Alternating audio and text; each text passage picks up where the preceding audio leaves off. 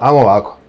Da bil pojeo automobilsku gumu kad bi to značilo da će prestati pandemija koronavirusa? Možeš birat kako ćeš, nije sad ono da uzmeš i glođeš. Znaš šta, hoćeš iskreno?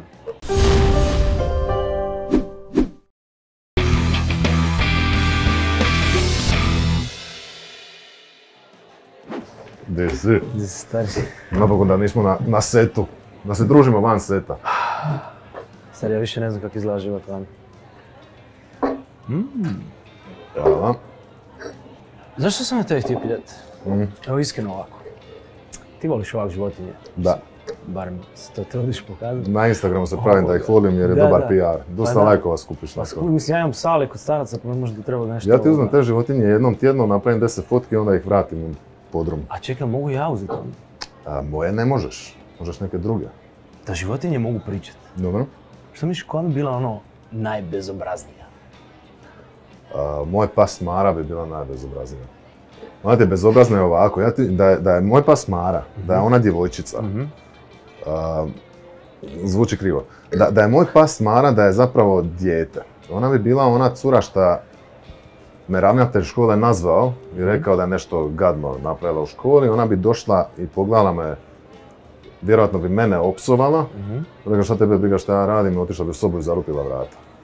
Baš tvoj pas. Baš moj pas Mara bi bila najbezobrazniji pas od svih. Od svih životinja na ovom svijetu. Nisi upoznao Maru, da je samo pogledaš u oči bi to znao. Ajmo ovako. Da bil pojeo automobilsku gumu kad bi to značilo da će prestati pandemija koronavirusa? Možeš birat kako ćeš, nije sad ono da uzmeš i glođeš. Znaš šta, hoćeš iskreno? Ne. Baš sam kupio nove gume, zimske. Dobro. Malo kasno, ali evo. Znači ne hvali se samo sa satom, nego i sa autom, dobro? Stari, takve sam gume kupio. Da bi ih mazao. Da bi ih pojeo možda i bez pandemije. A da mogu završiti pandemiju, stari, pojeo bih sve 4. A velike su gume. Znaš što me uvijek zanimalo, iskreno? Zašto se ljudi boje klaunova? Ko se boje klaunova? Ti se bojiš klaunova? Ne. Pa se ti bojiš klaunova? Ne. Pa ne bojim se ni ja. Pa to ti kao, mislim, to ti govorim, ja ne razumijem. Iako generalno kužim zašto se moja generacija boji klaunova, zato što kad smo bili klinci... Koliko si mlađi od mene? Dobro, ima sad film za vas, bebe. Ja kad sam bio klinac, nama se prikazivao na TV-u It od Stephena Kinga, serija, ne film nego serija. Film je šrot, serija je super. Tako da nam je to, ja mislim, ostavilo traume na klaunove. Sigurno, ali to da neko iza neke maske koja je kao full vesela, zapravo može biti bilo ko. Ali to je zapravo, to kao američka glupost. Oni imaju te klaunove. Kad si ti uopće vidio klauna? Pa vidio sam ono klaunove nekad iz neke fore, neki mađioničari to, ali nikad nije bilo kao da je to trend, ko što je stvarno, mislim da, u Americi je to trend. Uglavnom mi se ne bojimo klaunova. Ja se ne bojim klaunova, iskreno... Iako ne znamo, nikad nismo došli u susret s klaunom. Da.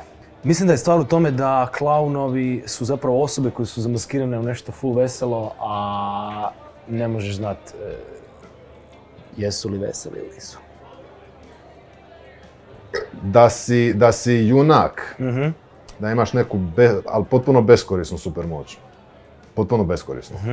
Koja bi to moć bila i kako bi se zvao? Imati den, a ne verbalizirati je dosta beskorisna moć, recimo. Oprosti. Znaš šta možda bi eventualno moglo biti zgodno? Možda bi bilo zgodno, zamisli da imaš moć da sve što zapravo otpakiraš ili otvoriš ili razrežeš ili, razumiješ, kao majonezu. Dobro. Da možeš pucati da se opet zatvori. Da možeš nešto otvoriti, probati i onda zatvoriti i vratiti. I zvao bi se... Otvorko. Jako loše. Daj me ti reci, molim te, jednu stvar. Ti, kad bi recimo mogao birat između toga da svaku rečenicu započneš sa hej ljubavi, pa rečenica, ali svaku, znači što god hoćeš reći ikad. Dobro. Ili da svaku rečenicu završiš sa ma šalim se. Znači što god kažeš, ma šalim se. I recimo, ne znam, živjeli, ma šalim se. Znači, hej ljubavi... Moram testirati to. Ajde. Hej ljubavi, glupo ti je pitanje. Glupo ti je pitanje, ma šalim se. Kužiš? Ali... Hej ljubavi, može Karlovačko. Može Harrison Šanica. Bolje mi je Hej ljubavi. Iako, mislim, možda vi bati me, jer... Ne, ja mislim da je kao zgodno jer možeš nešto obaviti, ali sa šalim se mislim da ne možeš zapravo ništa. Da, Hej ljubavi ti kao ono lijepa riječ svaka vrata otvara. Možeš Karlovačko, ama šalim se, neš ga nikad dobiti, kužiš? Da. Koliko lampi je previše lampi u hotelskoj sobi? Ljubavi. Šalim se. Ne, ozbiljno. Pa stari, ovisi kolika je soba. A ovisi šta radiš u sobi. Pa da, mislim valjda. Po 7 metara kvadratnih koliko lampi ide? Ja mislim da bi recimo to pitanje mogao probati odgovoriti budući da mislim da je sve u dizajnu hotela i tome kako sobe izgledaju. Mislim da ako je lijepa lampa, da je lijepo onda i meni.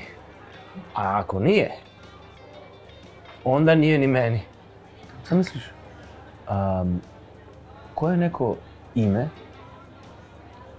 osobe koju možeš najmanje vjerovati u životu? Žensko, muško, nebitno. Ili zapravo daj mi jedno žensko, daj mi jedno muško. Možda je isto, ko Vanja. Da, Vanja, fuck. Vanja, znaš ono Vanja, da. Ali fakat ta imena koja su kuš. Fakat ne znam ono, Bog Saša je. Kužiš? Zašto se uopće zoveš Saša? Stari, nemoj se ljuti. Bog Saša. Iako, znaš, kad se neko zove... A još su sumnjiviji oviš da imaju 2 imena pa ih pitaš kojeg koristiš, oni ne znaju, tipa... Sam mi pa napravim Fabijan Pavo. Da, ne, to mi je... Kao... To se ne... Pitate čovjek kako se zoveš, ne znaš ni to odgovor. Fabijan Pavo. To recimo meni sumnjivo. Koje voće bi ti bilo najlakše odglumiti? Nema reći bananu, molim te, to je treser bi to bilo. A to bi ti htio odglumiti? Ne, ja mislim da je najlakše odglumiti... Mislim, znaš da ćeš, reci. Lubenicu. Sam moraš to odglumiti. Mislim, znam. A to mi je više cata. Šta je tebi lubenica, šta ti je dinja, šta ti je cata? Lubenica je lubenica, dinja je dinja, a cata ne postoji. Reci ti meni. Ali ozbiljno jedno pitanje. Ovo je sad sve bilo...